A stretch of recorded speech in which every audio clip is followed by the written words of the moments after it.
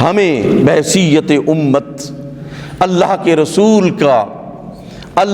رسول کا تعلق ہمیں یاد رکھنا چاہیے۔ رسول اللہ نے ہمارا کس کے ساتھ تعلق قائم کیا تھا؟ اللہ کی ذات کے ساتھ تعلق قائم کیا تھا۔ ہم نے وہ تعلق جو ہے وہ چھوڑ دیا، خود ہی ہماری تباہ و برباد ہو گئی۔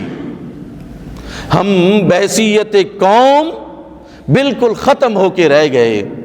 آج ہمارے بچے فلسطین میں کس مزریبل کنڈیشن میں اور کس طرح جو ہے وہ بارود کی نظر کیے جا رہے ہیں۔ کسی مسلمان ملک کے حکمران کی جرت نہیں ہے کہ وہ کہے کہ تم کیا کر رہے ہو، کوئی نہیں کہہ سکتا، اس لیے کہ ہم نے اپنا سودا کیا ہوا ہے اور دنیا داروں کے آگے ہم نے اپنا سودا کیا ہوا ہے۔ اللہ نے کیا فرمایا تھا؟ ان اللہ اشتری من المؤمنین انفسهم واموالهم بان لهم الجنہ، کہ اللہ نے مومنین کی جانوں کو خرید لیا ہے، ان کے اموال کو خرید لیا ہے، جنت کے بدلے میں خرید لیا۔ ہم تو غلام تھے اللہ کے، آج معاصر قوتوں کے ہم غلام کیسے بن گئے؟ ایک مسلمان تو پیدائشی طور پر اللہ کا غلام ہوتا ہے، ایک مسلمان عورت پیدائشی طور پر اللہ کی کنیز ہوتی ہے۔ ہم صرف اللہ کے غلام ہیں اور ہمیں صرف اللہ کا غلام ہی رہنا چاہیے۔ یہی انبیاء کا طرق تھا، اسی راستے پر انبیاء کرام چلے اور وہ کامیاب ہوئے۔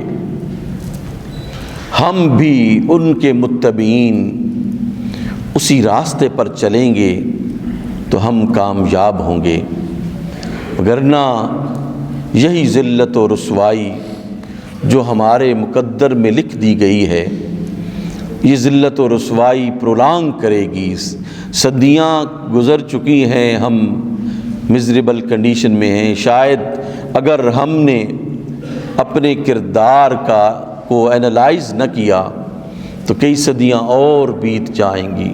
ایک ہی نقطہ ہے کہ انڈیویجولی، ایک فرد کے طور پر، ایک قوم کے طور پر ہمیں اللہ کی ذات کے ساتھ تعلق جو ہے وہ قائم رکھنا چاہیے۔ مضبوط تعلق جتنا ہوگا اللہ ہمارے اتنے ہی مسائل کو حل فرمائے گا، آسان فرمائے گا۔ اور یہ کوئی فلسفہ نہیں ہے، یہ کوئی منطق نہیں ہے، یہ سامنے کی حقیقت ہے۔ اور اس سامنے کی حقیقت کو بحیثیت عوام ہمیں بھی دیکھنا چاہیے اور ہمارے جو حکام ہیں ان کو بھی دیکھنا چاہیے کہ اللہ سے لوگوں کو دور نہ کریں، اللہ کے قرب میں کریں، لوگوں کو ان کے لیے ایسے حالات پیدا کریں کہ وہ اللہ کے قرب میں جائیں۔ انسان کے لیے سب سے بڑا ہتھیار جو اس کے حالات کو بدلنے کا ہے وہ اللہ کی ذات سے دعا ہے۔ گڑ گڑا کر دعا کرنے سے حالات بدل جاتے ہیں۔ اللہ تبدیلی لاتا ہے اس کی ذات سے مانگنے کے۔ جب انسان مانگتا ہے، اس سے مانگتا ہے تو وہ دیکھتا ہے ہمیں کس لجاجت سے مانگ رہا ہے اور کس طرح وہ مجھے اپنا خدا سمجھ رہا ہے، کس طرح وہ مجھے اپنا حاجت روا سمجھ رہا ہے۔ وہ پھر دیتا ہے، دروازے کھولتا ہے اپنی رحمت کے، رزق کے دروازے کھولتا ہے، عزت کے دروازے کھولتا ہے اور تنگی کے دروازوں کو بند کرتا ہے، ذلت کے دروازوں کو بند کرتا ہے۔ رمضان المبارک ہمارے سامنے ہے اور گزرتا چلا جا رہا ہے۔ مسجدیں جس طرح پہلے بارونق ہوا کرتی تھیں آج وہ ہمیں نظر نہیں آتی، بدقسمتی ہے ہماری۔ رمضان المبارک کے ان اعلیٰ ترین لمحات میں بھی ہم اگر اپنے رب کو بھول جائیں جس نے ہمیں سب کچھ دیا ہے، دے رہا ہے اور دے گا، تو ہم پھر بدقسمت قوم ہوں گے۔ ہم بدقسمت قوم ہوں گے کہ ایک بڑا خزانہ ہمارے پاس موجود ہے اور پھر ہم مغرب کے خزانوں کی طرف اگر ہم دیکھیں۔ اللہ سبحانہ و تعالی ہمیں عمل کی توفیق نصیب فرمائے۔